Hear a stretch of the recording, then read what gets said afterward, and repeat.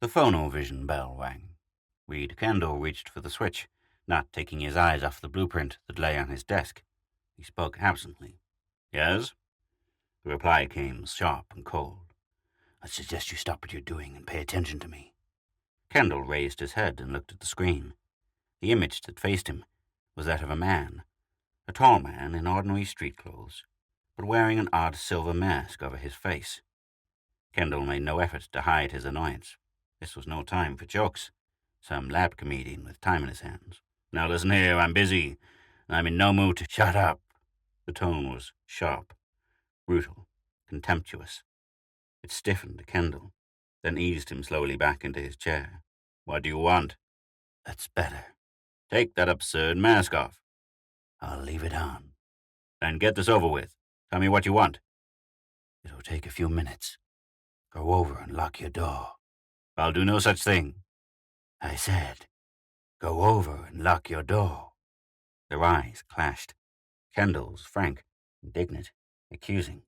The stranger's dark and menacing in the holes of the mask. "Very well." Kendall crossed the room and stood for a moment with his back to the phonovision screen. This man meant business. But what could be the nature of that business? Kendall's thoughts went, of course, to the top-secret material he had access to. The defense of the world lay within the boundaries of the Canadian Flats Ordnance Research Project, but safely so. The Centaurians were as eager to set these secrets as had been the Russians during the first phase of the atomic era, when the world was divided into two frightened and belligerent camps. Strange, Kendall thought, that he should think of that period. The world had long since become one frightened and belligerent camp, but the problem of survival had greatened as advanced science had opened the starways. "I said, lock the door."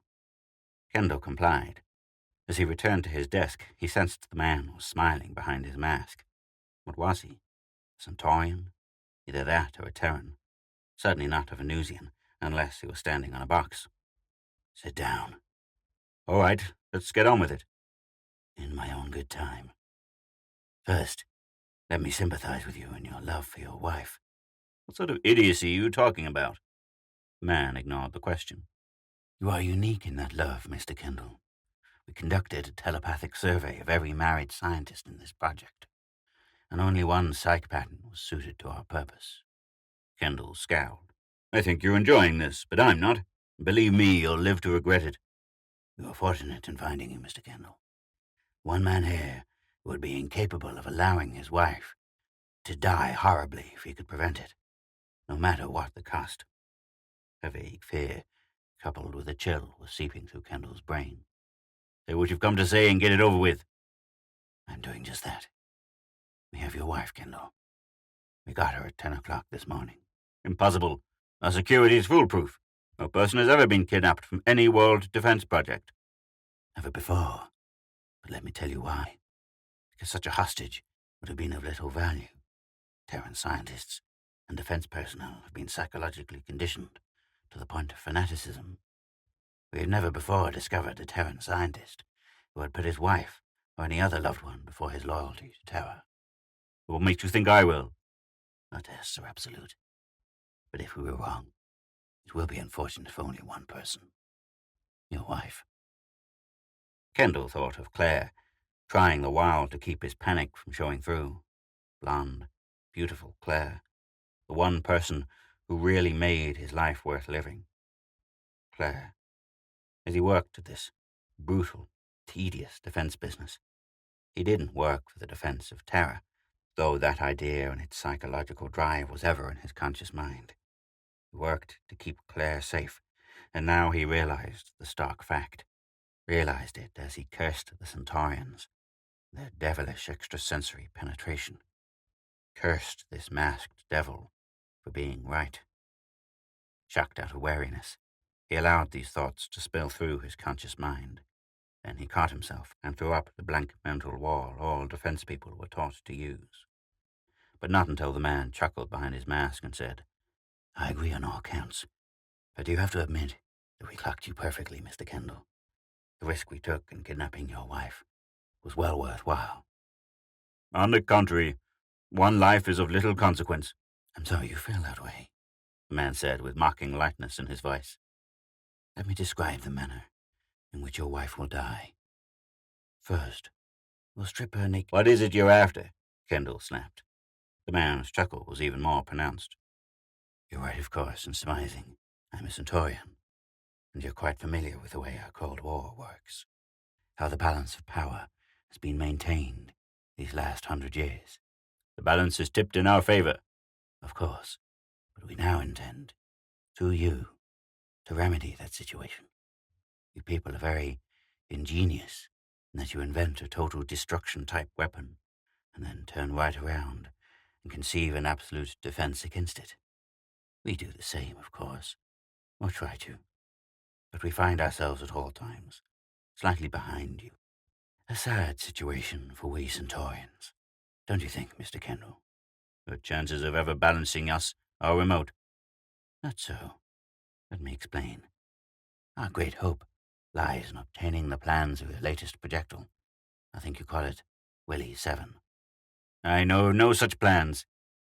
Claire, lying defenseless against the obscene tortures of these soulless animals. Let's not waste time with lies, Mr. Kendall. You've been working on the project. The defense against Willie 7 is not perfected. The Centaurian leaned forward and snapped out the words in triumph. It can't possibly be ready for use in less than 6 months, because the projectile involved a difficult combination of lethal germs and subsonic vibrations, the toughest you ever tackled. A deep sickness clawed at Kendall's stomach. The Centaurian had hit upon the truth, while still evidently unaware of Terran defense procedure. He didn't seem to know that the development of an offensive weapon was never allowed to proceed faster than the development of a defense against it. The theory being twofold, that defense was the most important element concerned, and that defense against our own weapons would probably function as safeguards against those of Centaurian origination. Also, the possibility of theft had been foreseen. To have the plans of a non-defensible weapon stolen would mark the end of terror. But in the case of Willie 7, the defensive unit had involved such problems that the defensive half of the project had lagged. They'll give her drugs to sensitize the flesh and nerves of her body until her sufferings will be those of 10 people crowded into one skin. We want Willie 7, Mr. Kendall. We want it now. I don't have access to the plans. The eyes were again baleful behind the mask. Let's not waste time. You know very well we didn't launch this project, only to leave such important angles to chance. But getting them out. You will take microfilms of the plans within the next 24 hours. We left a thumbnail-sized camera under your wife's pillow, in case you have need of it. You thought of everything, didn't you? Kendall said. Everything except the one all-important point. What is that? My wife could never be returned to me, because there would be no place to return her after you destroy this globe. We're not fools. That phase of it has been well planned. You will apply for a 3-day vacation and meet her ship at a location in Yellowstone National Park. Your wife is already on her way to our planet. You will follow her in a second ship, you and the plans. After the annihilation of your world is accomplished, you will not find us ungrateful. You will both be sent to Venus to live out the rest of your lives in ease. I only have your word for that. It is enough. And Kendall knew, of course, that it was. The Centaurians would keep their word, mainly because breaking it after they'd obtained their objective would gain them nothing. They would keep their word because their propaganda department would insist. And now, the Centaurian said, I have stayed on this circuit long enough. Soon it will cause suspicion. A note will be delivered to you, giving the time and place of our meeting in Yellowstone. Kendall finished out his hours, and this was not strange. No need to go out hunting Claire. A waste of energy to rush home looking for her. She wouldn't be home. She was on her way to a far distant and hostile planet where, unless he followed orders, she would scream out her life in agony unbearable to even contemplate. The Centaurian was right. Kendall had not the iron will to allow this, even though a dozen planets were on the block. He worked like a man in a dream, and then drove slowly from Plant 9, along 10 miles of winding road, to the residential section reserved for scientists. The house was dark. He went through the back door and stood alone in the kitchen. The dishes had been done. The place was spick and span. He knew the other rooms would be the same, beds made, floors swept, but Claire was gone. Numbly, he wondered how they had accomplished it. He could have found out, checked at the gate, and probably discovered by what ruse they had lured Claire out. No doubt forgery was involved. Cleverly faked phone calls, perhaps. Even accomplished actors masquerading as guards or officials. But it didn't really matter. Not now. Finding out would only satisfy curiosity. No end would be served. Kendall went into the living room and sat down in the dark and lit a cigarette. 2 hours later, the tray beside him was filled with butts and his decision had been made. They would get their prince. Claire must not suffer. He got up and went into the bedroom and found the tiny camera under Claire's pillow. He filled out a requisition the next morning and took it to his section chief, the kindly grey-haired senior scientist who was responsible for the work of 25 juniors. He read the requisition, and his eyes widened a trifle. The stats on the Willie 7 basic equations. I thought you were working on Nike 12, Kendall. I am, sir, but I got a hunch the Willie coordinates might get me over a nasty little hump. There is a similarity. Perhaps you're right. The chief signed the permit without further objection. There was a numbed sickness in Kendall as he rode the elevator down to the file vaults and showed his permit to 3 sets of guards before he was admitted. Alone, in the long, narrow aisles where the greatest secrets of Terran defense and offense were housed, he walked like a man in the dream to the file he wanted and swiftly took his pictures. Then, placing the tiny camera into the cuff of his trousers, he went back to Plant 9. The 3-day leave was granted without question, Kendall having over 2 months due him. The chief was delighted that he didn't ask for more. Where do you plan on going, Kendall? Out in the air somewhere. The Yellowstone, maybe. Some quiet place to clear my mind. A good idea. Wife going with you? As a matter of fact, she went on ahead. Kendall watched the chief closely for reaction. Only a slight raising of eyebrows. After all, Claire could have gotten a permit without the chief's knowledge, even if Kendall's story had been true. Have a good time, and come back full of enthusiasm. Kendall replied in kind, and went home and sat down facing the phonovision screen. It remained blank for 3 hours. Kendall did not move. He smoked cigarettes and waited. Finally the signal sounded and he snapped it on. The man in the voice. The voice that now associated itself in Kendall's mind with nausea. You have the film? Yes. Excellent. The leave? Yes. You will leave the project immediately and... Not so fast. I beg pardon?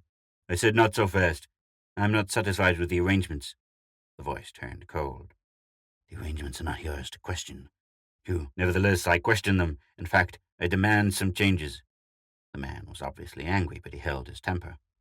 What changes do you wish? You said that after I deliver the prince on Centaur, and iron out any problems our scientists might encounter in building the rocket. Yes, after that, you will send my wife and I to Venus in safety. Correct. I demand that upon delivery of the prince, you send Claire on ahead. Why did you ask this? Because the one thing I'm selling out my world for is her safety.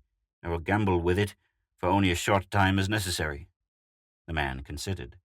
What were the risks involved? Kendall might be sincere in his reason, but if he were not, it would be easy enough to pick up Claire Kendall unprotected, as she would be in some Venusian hotel. Granted, he said. Better to give in than to argue. Centaurian scientists could spot a major hoax on Kendall's part instantly, and Kendall was under great pressure. Resist at this moment, and he might defy them, even with his wife's life at stake. You proceed at once to Yellowstone.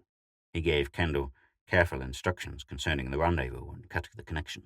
Kendall sat for a long time, staring at the blank screen, smoking endless cigarettes. After a while, he got wearily to his feet and looked at his watch.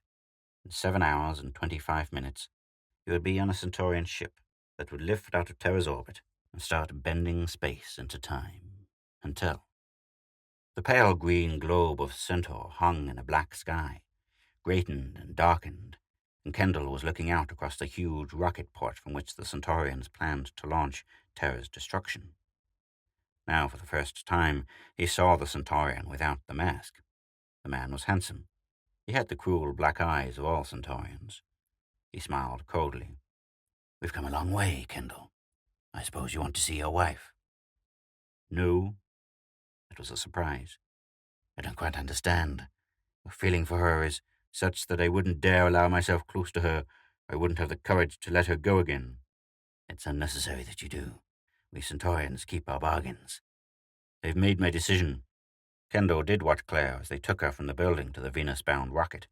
His heart lifted at sight of her slim beauty, at the proud manner in which she carried herself, at the disdainful tilt of her head. Then she disappeared inside the rocket, and he was again bleak and lonely. He put himself at the disposal of the Centaurian scientists and discovered why Terra had stayed ahead for a century in the Cold War. They were able, but stolid and methodical. They did not possess the unfettered imaginative force that made Terran scientists supreme. Day by day, the great lethal monster took form, and Kendall's dread increased as the time of completion approached. Then the momentous morning arrived. Aside from asking technical questions and seeking guidance, the Centaurians left Kendall strictly alone, treated him with contempt. All traitors are recorded, even from those they help. Kendall didn't seem to mind. In fact, he preferred being alone. Then one morning the Centaurian approached him. "The launching is today. Would you like to witness the death stroke? The gesture with which we slay your planet?" Kendall shrugged. "Makes little difference. You will watch together from the tower." 2 junior scientists in Plant 9 were discussing Kendall's disappearance. "His leave was on the level, signed by the chief, 3 days. Did he actually go to Yellowstone?" "They're pretty sure he did. After that, he vanished into thin air." "Nobody vanishes into thin air." The junior scientist looked around and lowered his voice. "Do you think he defected?" "I don't know, but I got the story pretty straight. That is, as much as the high brass knows." "You did?" "The day before I left, Kendall went to the file vaults to check the prints on Willie 7. "No." "Yes. Then the thing's pretty cut and dried. If he smuggled those prints out—" The young scientist was puzzled. "I don't understand." "That's the strange part of it. Kendall didn't open that file. The timestamp mechanism recorded no entry as of that date." "Then what file did he open?" "You can't be sure, but the crackpot file was opened on that date." "The crackpot file? But no one is allowed in there. All those crazy, dangerous ideas." "I know, and one set of prints appeared to have been disturbed." "Photographed?" "Perhaps. The rocket they labeled Suicide 1, Professor Atterback's brainchild.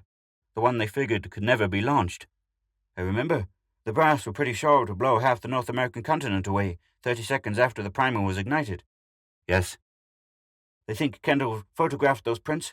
"They can't be sure, but with Centaur suddenly flaring into nova last week." "But that was pure coincidence. It had to be. If Kendall had a plan to get that rocket into the Centaurians' hands, why did he keep it to himself? It would have been the making of the man. He would have been a hero."